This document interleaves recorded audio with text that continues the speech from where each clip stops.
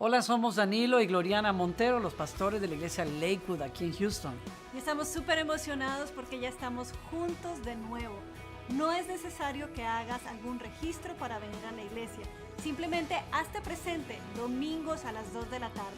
Hemos tomado todas las medidas para que estés cómodo y estés seguro. Y además tenemos cuidado de los niños, así es que te esperamos este domingo. No faltes, tu semana va a ser mejor cuando pones a Dios primero.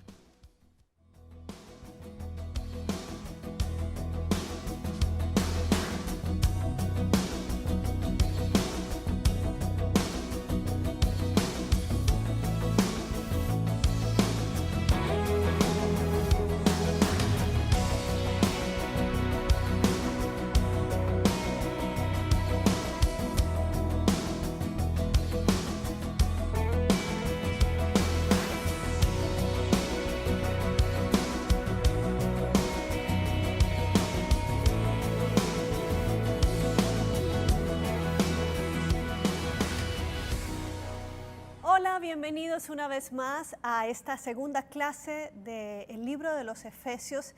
Es un libro increíble que nos lleva desde cuando conocemos al Señor, desde que somos bebés en las cosas de Dios hasta la madurez en Cristo.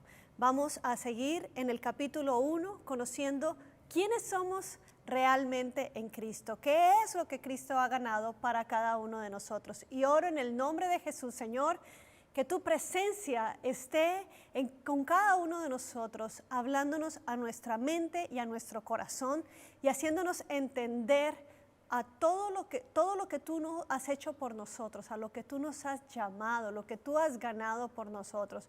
Oro, Espíritu Santo, que esta verdad queda implantada y sellada en nuestro corazón, en el nombre de Jesús. Amén. Como dijo mi esposo en la clase anterior, los primeros 3 capítulos del libro de Efesios nos dice quiénes somos en Cristo. Y los últimos 3 capítulos nos va a decir cómo debe comportarse entonces uno que está en Cristo. Curiosamente, cuando nosotros nos acercamos a una comunidad cristiana, oímos de algunas comunidades que lo que te dicen es cómo debes comportarte. Y entonces se convierten en reglas y en un modelo de vida, una estructura que tú debes acomodarte a esa estructura. Tarde o temprano te vas a frustrar si tú no sabes realmente quién eres en Cristo. ¿Por qué? Porque cuando nosotros empezamos colocando las bases correctas en nuestra vida, entonces podemos construir correctamente sobre esas bases, no al revés. No primero edificamos y después base, así no se construye. Lo mismo en la vida cristiana. Ahora vamos a hablar hoy de nuestra identidad en Cristo. Cuando nosotros nacemos a una nueva vida, a la vida espiritual, así como un niño nace, lo primero que un niño adquiere es identidad. El niño conoce cómo se llama, el niño sabe quiénes son sus padres. Después se va a ir dando cuenta a qué raza pertenece, si de pronto es un niño que está en una ciudad donde hay muchas razas juntas, entonces él va a saber que hay asiáticos, que hay morenitos, que hay cafecitos, que hay trigueñitos y que hay muy blancos y rubios, y se va a dar cuenta de esto. Pero se sabe también que cuando hay niños que están en entornos en donde todos son iguales, usted ve la cara de sorpresa cuando de pronto sale y conoce a una persona de otra raza. Mi niña, cuando estuvo en el prekinder, su primera maestra que ella tuvo es una maestra asiática. Y nosotros lo vimos pues muy normal, pero lo que nos llamó la atención fue cuando una amiga llega y le pregunta: hola Victoria, ¿cómo te está yendo en la escuela? Lo que nosotros creíamos que iba a decir muy bien, divertido, me gusta, a lo que ella hizo mención fue: mi maestra tiene los ojitos así, pero ¿sabes qué?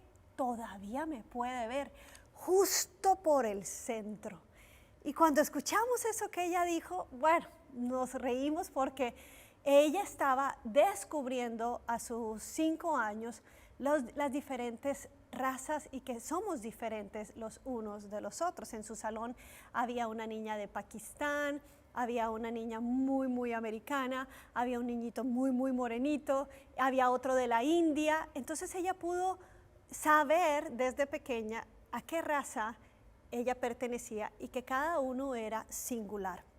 Luego, cuando nosotros vamos creciendo por allí 6, 7 años, parte de lo que construye nuestra identidad, ya pues dije el nombre de dónde somos, quiénes son nuestros padres, pero otra cosa que influye es saber para qué somos buenos, cuáles son nuestras habilidades. Y entonces, conforme estamos en la escuela, van saliendo estas cualidades. Por ejemplo, el niño que se destaca en la pintura, el que tiene ese rasgo artístico muy fuerte, o el que es bueno en la música, o con el baile, o con las matemáticas, o con la lectura, es un niño que ama el estudio, o el que es bueno en el recreo, porque también hay unos que tienen una gran habilidad social, y entonces todo esto se empieza a florecer y nosotros empezamos a descubrir cuál es el hijo que se nos ha regalado, porque podemos soñar sobre nuestro hijo, pero realmente no tenemos control que si va a ser un gran deportista o va a ser un gran músico, aunque podamos incentivar ciertas cosas, realmente lo que está puesto en él es lo que va a florecer, y como padres debemos nosotros ayudarles a que ellos puedan correr en esas fortalezas que cada uno de ellos tiene. Aquí estamos hablando que el apóstol Pablo nos dice, miren, ustedes ahora, me encanta porque entonces cuando empieza a él explicar quiénes somos, él usa muchas veces la palabra en él o en Cristo, queriendo decir, esta es tu nueva identidad, a esto es a lo que nosotros pertenecemos ahora que estamos en Cristo, y entonces nos empieza a decir cuáles son esos atributos, cuáles son esas cosas buenas, esas fortalezas que tenemos por pertenecer ahora a Cristo. Y es muy importante entender esto porque toda la vida vivimos viviendo en lo que nosotros conocemos de nosotros y de este mundo, pero resulta que ahora estamos en un nuevo reino que es un reino espiritual y necesitamos saber a qué yo pertenezco, de qué se trata esto, de qué yo puedo echar mano y tener disponible y no perdernos de ninguna de estas cosas que tenemos. Entonces, empezamos a leer la palabra de Dios en Efesios, en el capítulo 1, y del verso 7 al 10 dice, en Él tenemos la redención mediante su sangre, el perdón de nuestros pecados, conforme a las riquezas de la gracia que Dios nos dio en abundancia con toda sabiduría y entendimiento. Muy grande este primer versículo y muy poderoso. Otra versión, la Nueva Traducción Viviente, dice que Dios es tan rico, tiene tanta riqueza, y eso ya marca algo importante porque te dice, mira, es que el reino de Dios, número uno, no está en quiebra. El reino al que perteneces es un reino de Dios tan rico. Y una de las riquezas que él dice es rico en gracia. O sea, gracia es eso que se da sin que la persona se lo haya ganado. Es eso que nosotros recibimos de Dios sin haberlo merecido. Pero ese reino de Dios es tan rico en gracia que Él nos da en abundancia. Eso me encanta también, Él nos da en abundancia. Entonces, esa gracia nos nos da la redención mediante de su sangre. Quiere decir el perdón de nuestros pecados. No hay pecado más grande, ni es que ya pequé en esto otra vez, y es el mismo. Tal vez no es muy grande, pero es muy repetitivo, Señor. ¿Hasta cuándo? ¿Será que tú me vas a perdonar? Porque es que aquí vengo otra vez a pedir perdón. Pero yo quiero recordarte que el Señor te dice, eso que tú crees que es muy grande, ya en mi reino yo lo pagué. Mediante la sangre de mi Hijo Jesucristo, yo te regalé el perdón por tus pecados. ¡Wow! Qué bueno entender esto, porque cuando entendemos esto, yo camino en libertad, yo no camino en sinvergüenzura, no puedo porque yo sé que esto le costó la sangre a mi Señor. Yo camino en victoria, entendiendo, Señor, hoy fallo, pero yo sé que para hoy hay provisión para mi perdón, porque yo recuerdo ese sacrificio de Jesús en la cruz y lo hago efectivo hoy. Y entonces dice que esa riqueza también nos da sabiduría y entendimiento. ¿A alguien le falta sabiduría y entendimiento? El Señor es rico para dárnoslo. Luego dice, Él nos hizo conocer el misterio de su voluntad conforme al buen propósito que desde antemano Él estableció en Cristo para llevarlo a cabo cuando fuera el tiempo, cuando se cumpliera el tiempo. Esto es reunir todas las cosas, tanto del cielo como de la tierra.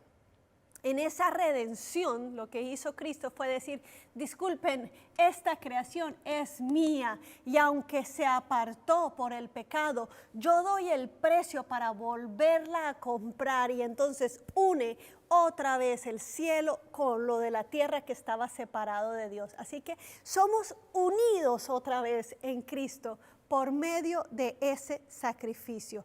Y vemos ahí donde dice, en Él tenemos redención, en Cristo fue donde Él estableció todas estas cosas. Entonces,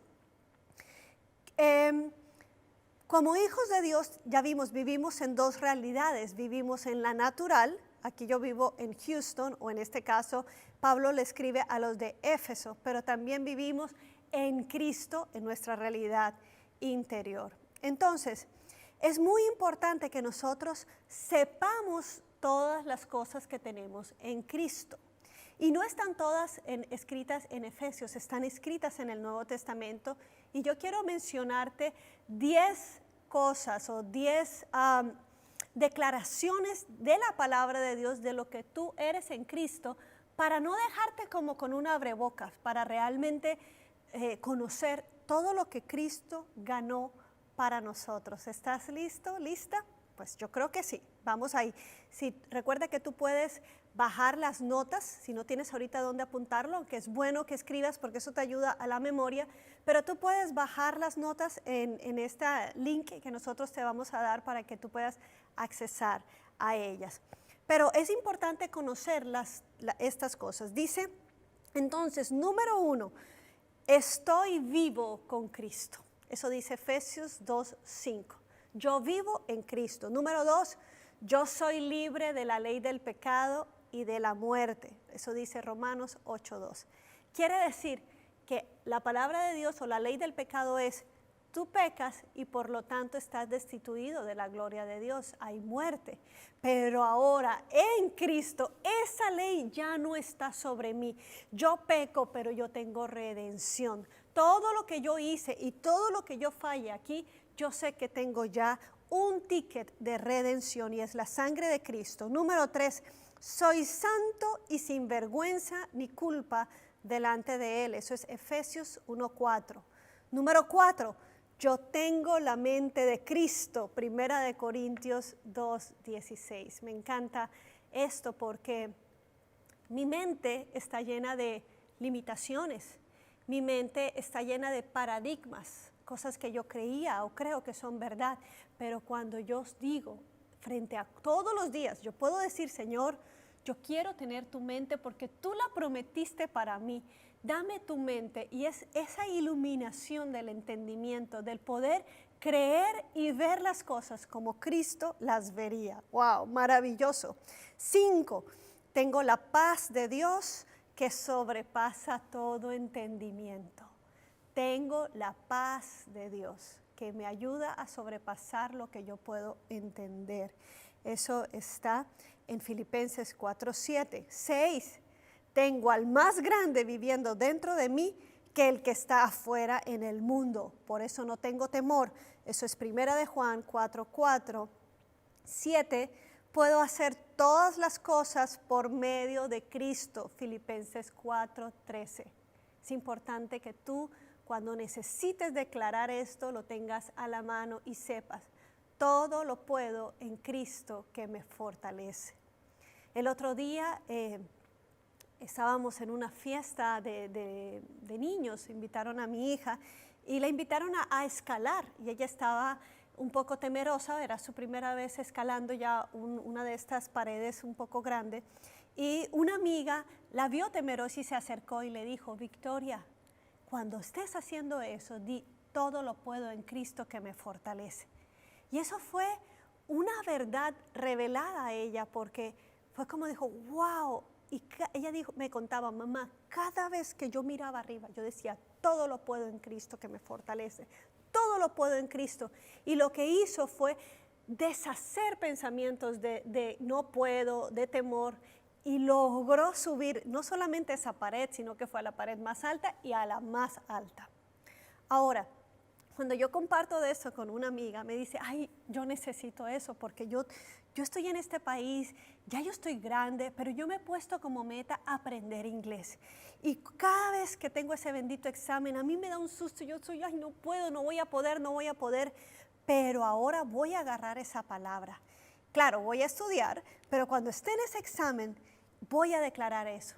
La llamé yo una semana después: hola, ¿cómo te fue? Me dijo: pues yo me acordé de Victoria, así que cada vez yo decía: todo lo puedo en Cristo que me fortalece. Yo sí puedo hacer esto porque tú, Señor, me das la fuerza.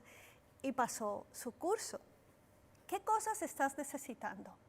Estos son ejemplos de pronto, no ante situaciones de vida o muerte o una situación de estrés muy alto, pero es que todo es todo. Todo es todo. Así que si tú necesitas esto, saber que tú todo lo puedes en Cristo porque Él te da la fuerza, eso va a ser una realidad para ti que crees. Número 8. Soy una nueva criatura en Cristo. Esto lo dice 2 Corintios 5:17.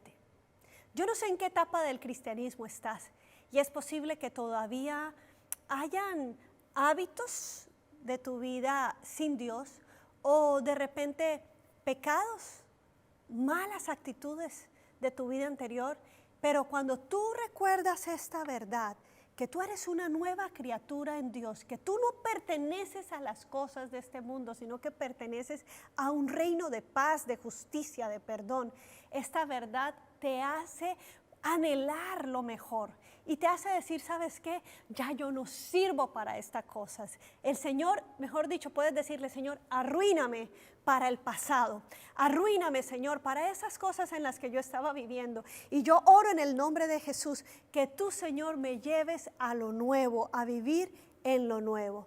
Número 9. Soy más que vencedor por medio de Cristo. Romanos 8:37. Soy más que vencedor. Van a haber momentos de lucha, momentos en que decimos: Señor, yo no creo que yo pueda pasar esto, pero yo decido creer y declarar lo que tu palabra dice de mí. Soy más que vencedor por medio de Cristo, porque Él ya venció y me dio la victoria a mí.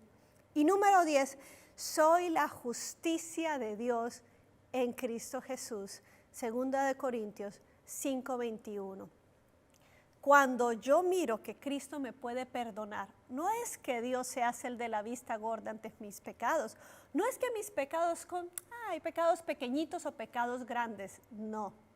Mi pecado representó la muerte y la sangre del inocente, del más puro, del tesoro del cielo, de aquel que vino a entregarse. Mi pecado le costó muy caro al Señor. Por lo tanto, cada vez que yo me veo limpia, yo soy un reflejo de esa justicia de Dios que en Él cargó todo el pecado. En esa cruz, el Señor dice, cargó todo el pecado. Por lo tanto, no hay deuda, no hay nada pendiente. Está todo perdonado.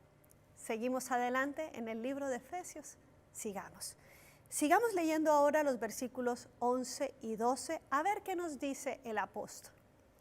En Cristo, sigue diciendo, también fuimos hechos herederos, pues fuimos predestinados según el plan de aquel que hace todas las cosas conforme al designio de su voluntad, a fin de que nosotros que ya hemos puesto nuestra esperanza en Cristo, seamos para alabanza de su gloria. ¿Qué tenemos entonces en Cristo? Tenemos una herencia. Somos herederos y somos coherederos con Cristo. Cuando los padres dejan una herencia, los hijos la reciben sin costo. No se la ganan, no tienen que trabajar por ella. Una herencia es un derecho que un hijo tiene al su padre fallecer, al su padre morir. Y esta herencia, ¿cómo se recibe? ¿Con tristeza? No, se recibe con alegría, porque es un regalo que te dan sin tú haberlo trabajado. Por esto se recibe con alegría. Y ahora algo que tiene que ver con la herencia es que una vez tú recibes tu parte, tu hermano va a hacer con esa herencia lo que él quiera, yo voy a hacer con esa herencia lo que yo quiera, yo voy a invertirla como yo quiera, porque es mía. Esto nos tiene que dar a entender nosotros que nosotros como hijos de Dios tenemos que saber qué cosas son la herencia. Bueno, una de las cosas que tenemos como herencia, y es grandísima, es una vida eterna. Ahora, tú dirás, bueno, quizá esa vida eterna es cuando yo me muera voy a recibir una herencia. No, eso no es lo que dice la palabra de Dios. La palabra de Dios nos dice en el libro de Juan, en el capítulo 17, en el verso 3, nos dice, esta es la vida eterna, que hoy conozcas, que en esta vida conozcas a Jesucristo y al Padre. Porque cuando realmente le conocemos, entonces nosotros sabemos que pertenecemos a ese reino. Es más, el mismo Jesús dijo, todo lo que el Padre tiene es mío. Y por eso que él decía, él podía sanar, él podía tener dominio sobre la creación, mostrar provisión, milagros de provisión asombrosos. Jesús nunca caminó en escasez. Jesús siempre caminó en esa confianza. Lo que el Padre tiene, yo lo tengo. Lo que el Padre dice es lo que yo hablo. Así que como herederos, nosotros tenemos que empezar a caminar en esa verdad, que no estemos limitados, saber quién somos, yo tengo herencia. Si nosotros creemos que nos tenemos que ganar las cosas espirituales, estamos mal entendiendo lo que es una herencia. Una herencia no se gana, eso es un trabajo. Tú te ganas un salario. Una herencia es sin costo y se recibe sin necesidad de ganarla por el simple hecho de ser hijos. Fíjate que cuando este monje, Martín Lutero, siendo un académico, un profesor de universidad, cuando él descubre la verdad que está en Romanos 1, verso 17, en donde dice, por la fe el justo vivirá. Esto fue como un rayo de luz en su entendimiento y que no tenía, él decía, pero esto no tiene congruencia con lo que estamos predicando en una doctrina de una iglesia. Porque muchas veces se empiezan a crear doctrinas, pero que no tienen un fundamento en la palabra de Dios. Y entonces a él le chocó esto, Romanos 1:17, él decía, bueno, pero si es por la fe y ya dice que ya tenemos, ¿por qué tenemos que seguir pidiéndole a las personas que paguen, que hagan ciertos sacrificios para ver si pueden entrar a una herencia? Entonces no es una herencia, eso es un salario y eso no es lo que dice la palabra. Y esas fueron las bases que a través de la palabra de Dios este monje empezó a acumular para lo que hoy conocemos como la reforma o la protesta que hace una reforma de la iglesia, de la cual hoy estamos muy bendecidos porque hoy tenemos acceso a la palabra de Dios. Antes eran solo unos pocos. Ahora, el problema es que teniendo acceso no vamos a investigar qué es lo que tenemos. Y es como cuando pagamos de pronto un crucero y el crucero es todo incluido. Y entonces, pero si tú no sabes muy bien cómo funciona el todo incluido y tú te das cuenta que en un crucero están los desayunos como generales, los grandes desayunos. Luego ves que al lado de la piscina también te dan comida y tú puedes ir ahí a comer porque pues estás adentro. Quiere decir que pagaste este crucero. Pero a veces también uno encuentra ciertos restaurantes que se ven como más finos y hay personas que no saben que ese todo incluido incluía poder entrar a esos restaurantes. Y entonces tal vez se quedó aquí en los restaurantes más informales y por no conocer a todo lo que tenía derecho, se perdió de la cena elegante, de poder ir a comer tal vez unos platos más exóticos o más costosos, pensando que de pronto tenían un costo adicional.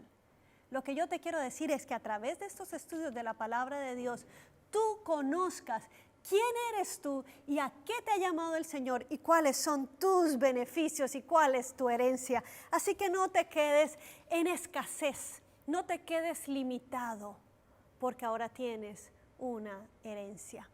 Cuando mi padre muere, nosotros dependíamos financieramente de él y también del trabajo de mi mamá, pero necesitábamos porque estábamos en la etapa de la universidad y la universidad es muy costosa y él pagaba la universidad y apenas él muere, a mí me da un susto y yo digo, ¿y ahora cómo vamos a hacer? Teníamos un plan para viajar y ¿cómo vamos a hacer esto? Porque ya no está mi papá. Y yo le digo a mi mamá, ¿cómo vamos a hacer ahora? Y ella me dice, tranquila, porque ahora viene una herencia. Y eso fue como algo poderoso para mí, porque ya no tener que ir a pedirle a mi papá, papá, ¿me puedes dar para esto? Papá, ¿me puedes tengo que pagar esto o esto del médico, puedes por favor comprarme los medicamentos? Ya no tenía que hacer más eso y tuve que hacer un cambio y decir, ok, y a los 6 meses cuando esa herencia llegó, ya yo dije, ok, entonces de aquí yo decido pagar esto para la universidad, decido esto para el viaje, y empecé a caminar con otra autoridad y otra dinámica que tuve que aprender a hacerlo. Tú sabes que en la palabra de Dios nos habla Jesús la historia de un padre que tenía 2 hijos y un hijo le pide la parte de su herencia, ya quería irse, ya quería desconectarse de su padre, ni siquiera esperó a que su padre muriera y le diera la herencia, sino que le dijo, ¿sabes qué, papá? Algún día te vas a morir, dame la parte de mi herencia, y se fue a malgastarla, dice la palabra de Dios. Y conocemos esa parte del hijo que después lo despilfarra todo y regresa. Pero hoy quiero enfocarme en el hijo mayor, en el que se queda en la casa. Que cuando él ve que este hijo menor, después de haber gastado todo, regresa y el padre simplemente por ser su hijo, le recibe como tal, aunque él pretendía, papá, no me pongas como hijo, yo me gasté toda mi parte, ponme como siervo, como uno de tus trabajadores. Y el hijo, papá le dice casi que cállate la boca, ponte el anillo que te corresponde, vamos a vestirte como hijo. Pero el hijo mayor, al ver esto, él siente este enojo en su corazón y le dice, pero ¿cómo es esto, papá? Que yo ni siquiera he tomado de un corderito de los tuyos para hacer fiesta y gozarme con mis amigos. Y el papá también le dice, pero hijo, si tú no lo has hecho es porque no has querido, porque no has entendido cuál es tu lugar, porque todo lo que yo tengo es tuyo y tú sigues con la mentalidad como un siervo. Tú estás aquí en mi casa, pero te estás comportando como un criado, pero tú eres hijo y esta es tu herencia, así que disfrútala.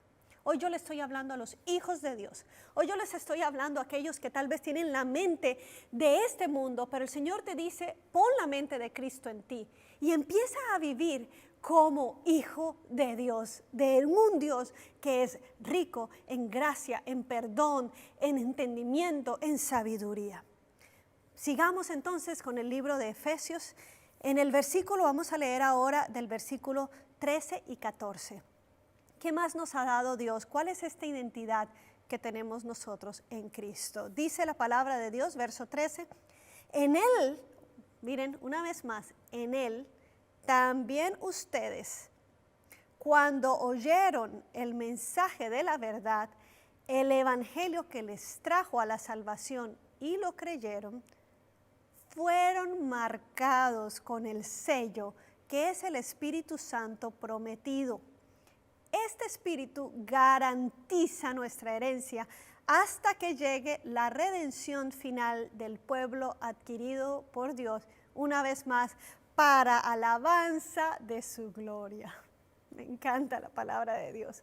Entonces, además de una herencia, además de darte una nueva identidad, un nuevo nombre, perdón de pecados, redimirte, aquí está diciendo el apóstol Pablo que cuando tú oíste el mensaje de la verdad y lo creíste en tu corazón, entonces fuiste sellado, fuiste marcado por el Espíritu Santo.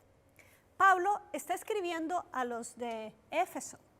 Igual hace mención de esto cuando escribe a los Corintios. Cuando estas dos ciudades eran ciudades que eran puertos muy famosos, quizás los más fuertes de toda esta región. Y por lo tanto, estaban acostumbrados a este transporte marítimo y de las industrias más fuertes de este tiempo eran los troncos de madera que ya estaban cortados y apilados, listos para la construcción. Entonces, muchas empresas de construcción de madera, de las bases y todo esto, muchas maderas estas industrias enviaban a sus representantes a escoger los lotes, pero no necesariamente se los llevaban inmediatamente, pero ellos sabían que una vez llegaran los lotes, ellos enviaban a sus representantes para que los representantes vieran cuáles eran los lotes, los troncos de madera que necesitaban, y entonces daban un adelanto. Este va a ser para esta empresa, y esos troncos de madera eran sellados, perteneciendo a la empresa que los había pedido y que había dado un adelanto por ellos. Los bloques de madera se tenían que quedar allí, en esos lotes, pero ya estaban separados. Eso es exactamente lo que está diciendo Pablo aquí. Recuerda, tú fuiste sellado.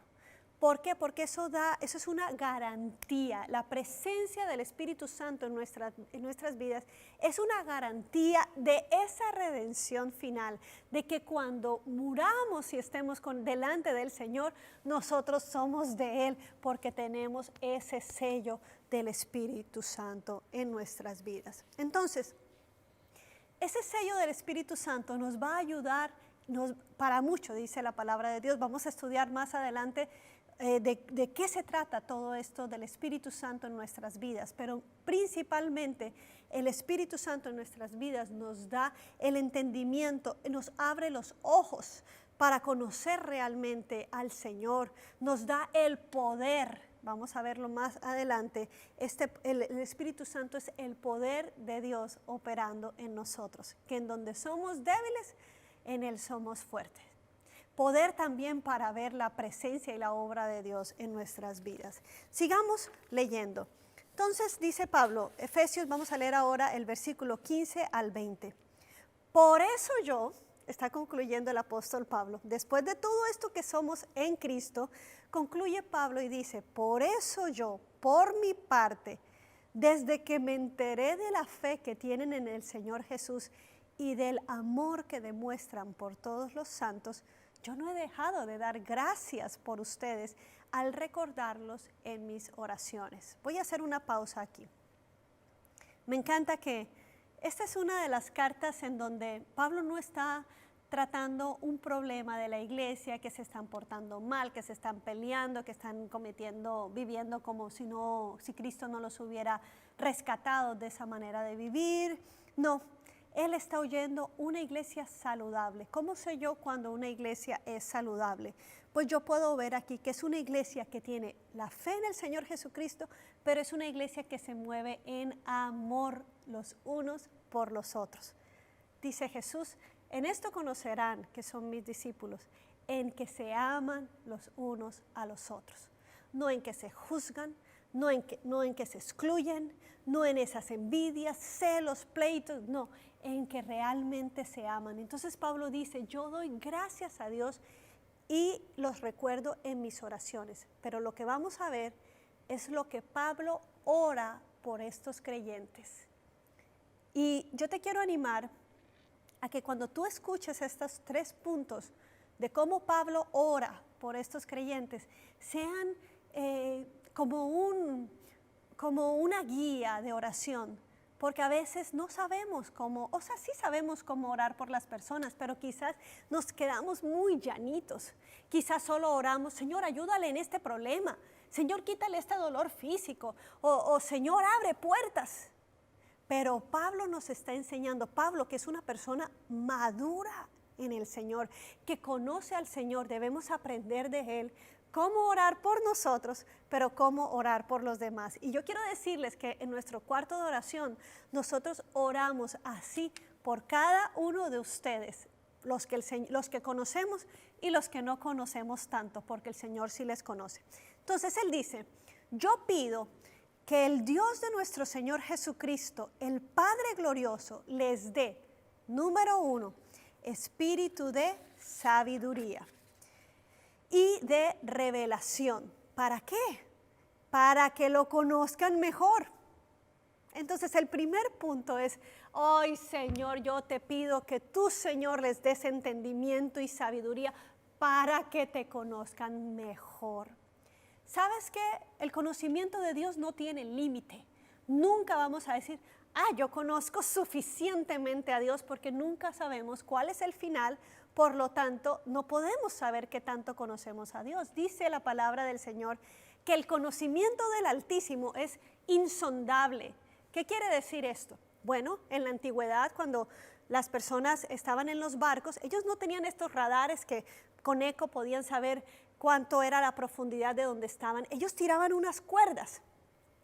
Y entonces, conforme tanta cuerda, tenían marcadas las cuerdas, hemos tirado tantas cuerdas, como se dice, de profundidad, pero el conocimiento de Dios es tire cuerda, tire cuerda, tire cuerda, tire cuerda. No se puede medir la sonda.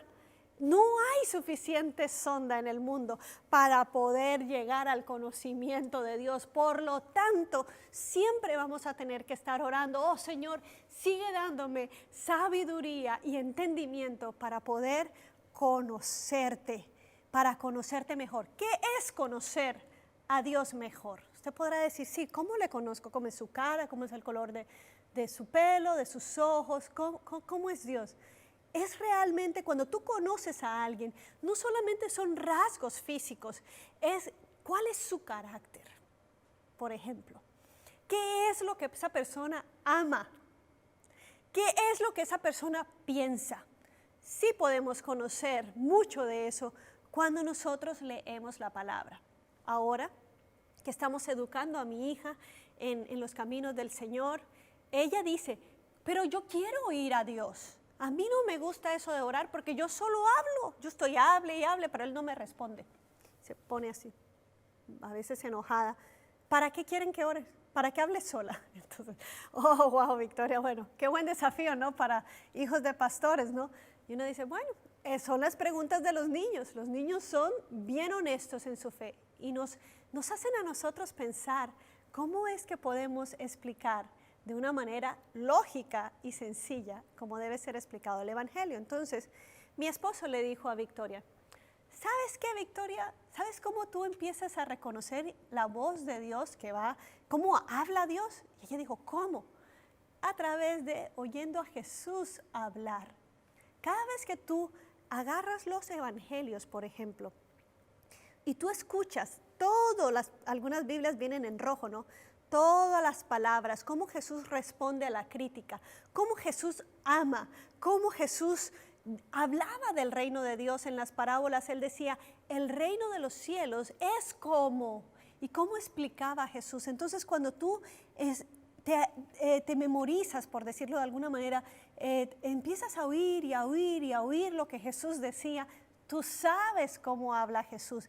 Y cualquier otro mensaje tú vas a decir, esto no suena a Jesús. ¿Por qué? Porque le has escuchado, sabes. Gracias a Dios tenemos la palabra para poder saber cómo habla Dios. Cuando tú lees el Antiguo Testamento y tú ves cómo Dios habló a través de los profetas, es precioso, porque tú empiezas a conocer cuál es el corazón de Dios, qué es lo que ama Dios. Los proverbios también nos dicen, 7 cosas ama Dios, o 6 cosas abomina el Señor y aún la 7ª la aborrece. Entonces tú empiezas a conocer, ok, Señor, tú amas esto y tú aborreces esto. Yo empiezo a conocer tu carácter. Hay un libro precioso que a mí me encantó, que se llama Los deleites de Dios, escrito por John Piper, un teólogo moderno, un teólogo actual. Y él dice, cuando tú te enamoras de una persona, quitándole toda la parte de la química que sentiste, que si tiene unos ojos lindos, que si te mira lindo, que si te da cosquillitas, eso no dura en el amor, eso es un primer impacto, ¿no? ¡Ay, qué lindo! Pero realmente uno puede conocer gente que dice, wow, qué lindo, pero cuando uno conoce más de cerca dice, ¡ay, no! Es un patán, o no tiene nada aquí, no, muy lindo por fuera, pero por dentro no.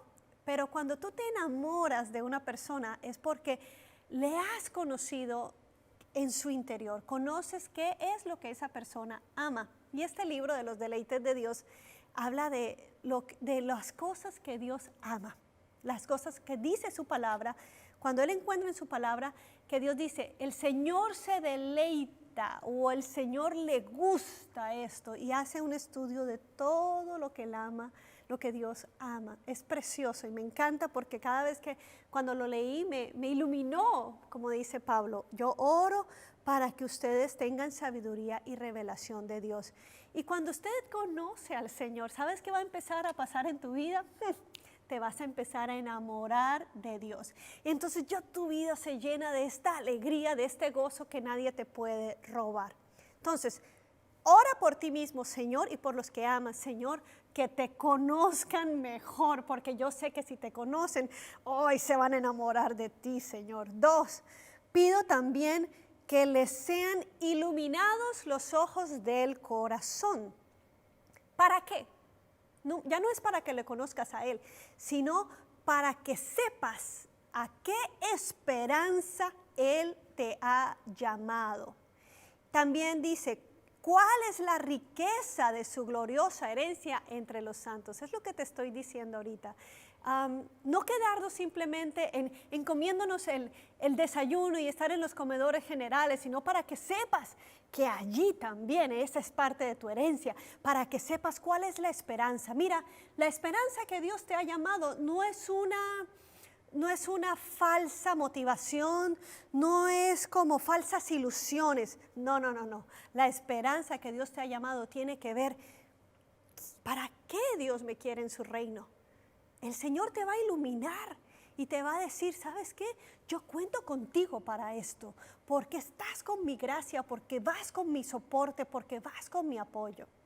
Entonces ya tú empiezas a saber, wow, Señor, si tú no sabes, dile, Señor, ilumíname el corazón para saber, Señor, en dónde yo tengo que estar en tu reino, Padre.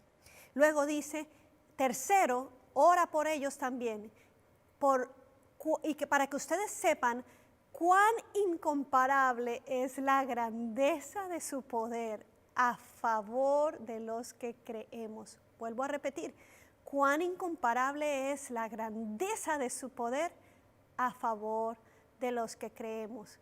Ese poder es la fuerza grandiosa y eficaz que Dios ejerció en Cristo Jesús cuando lo resucitó entre los muertos y lo sentó a la derecha de las regiones celestiales.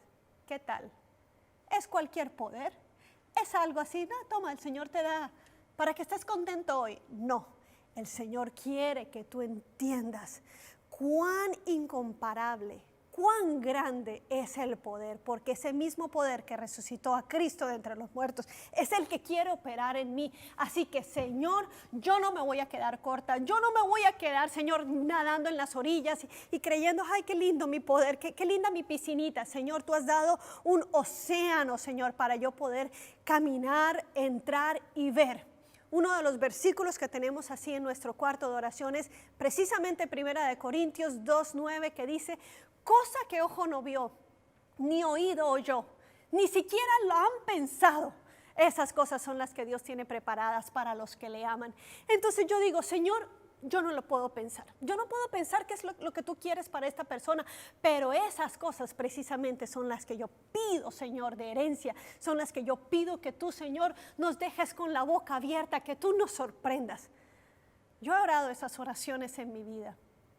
Después de que matan a mi padre en un intento de secuestro allá en Colombia para sacar dinero, ¿no?, de sus empresas y todo. A los años que siguieron empezaron a perseguir a mi hermano mayor, también para estar sacando dinero de la empresa. Y una noche, yo recuerdo que ya yo estaba en Costa Rica, teníamos esa amenaza y ya sabíamos que las amenazas de estas personas no eran simplemente amenazas, ya habíamos sufrido la pérdida de nuestro padre. Así que una noche me levanto en angustia y sabiendo que hay una fecha donde ellos quieren venir por la vida de mi hermano. Y yo recuerdo que esa oración que yo hice, yo me levanté en temor, pero el Espíritu Santo estuvo dentro de mí esa noche. Y yo me levanté y yo dije, Señor, yo sé, Padre, que tú, Padre, guardas a mi hermano porque tú tienes promesas sobre él que todavía no se han cumplido y esa es mi esperanza, tu palabra. Y nos paramos ahí. Yo no sé, Señor, cómo lo vas a hacer, pero yo sé que tú nos vas a sorprender. Y siempre es mi oración. Después de esa experiencia yo le digo, Señor, sorpréndenos porque tú haces cosas que no hemos pensado ni imaginado. Resulta que cuando llega el día y cuando este grupo de hombres está bajando de la montaña en Santa Marta para ejecutar su plan, fueron interceptados por un grupo del ejército de Colombia y murieron todos menos el líder al cual habían herido y se lo llevaron al hospital. Por lo tanto, la noticia sale en los noticieros y nos damos cuenta que el mismo día que ellos habían preparado trampas, ese mismo día Dios estaba dando la victoria y estábamos siendo testigos de la liberación, del poder de Dios que libera a los que Él ama. A los que Él ama.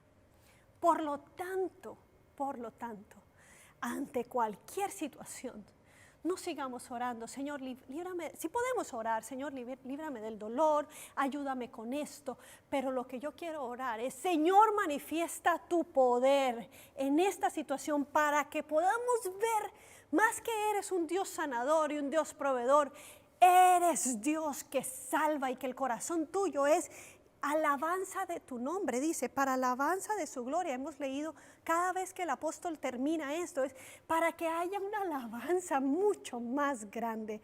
Así que bendito Dios, como dice el apóstol, alégrate cuando estés en pruebas, porque el Señor es el que va a mostrar su nombre poderoso y victorioso a favor de los suyos. Yo te bendigo en el nombre de Jesús y oro que en este tiempo tú seas fortalecido en tu ser interior y oro conforme al apóstol Pablo, que le conozcas mucho más, que sepas cuál es la esperanza a la que Él te ha llamado y que puedas vivir en la grandeza de su poder.